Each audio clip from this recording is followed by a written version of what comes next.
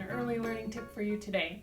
For preschoolers, science is all about observation, asking questions, and talking about what they're learning.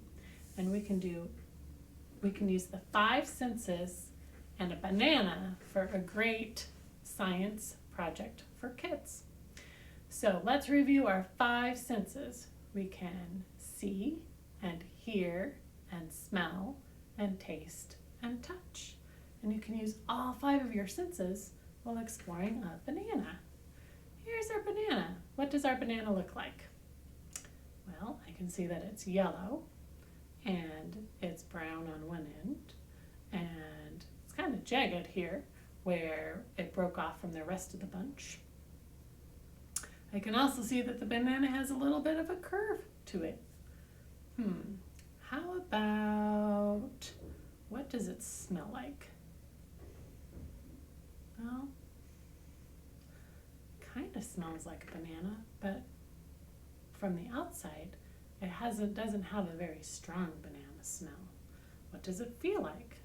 The peel is smooth, and there's some weight to it. It's not super light. I would not call it heavy. It's somewhere in between.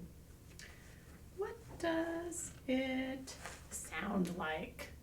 Bananas don't make a sound, do they? But maybe they do when you first crack open that peel. Let's try it. Let's see what we can make it sound like. Makes a little bit of a sound.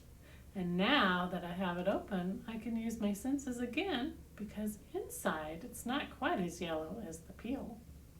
And it definitely smells much more like a banana than when it's all closed up. And I can see when I break the banana apart, I can see little brown spots in the middle where the seeds are. And my favorite part, how does it taste?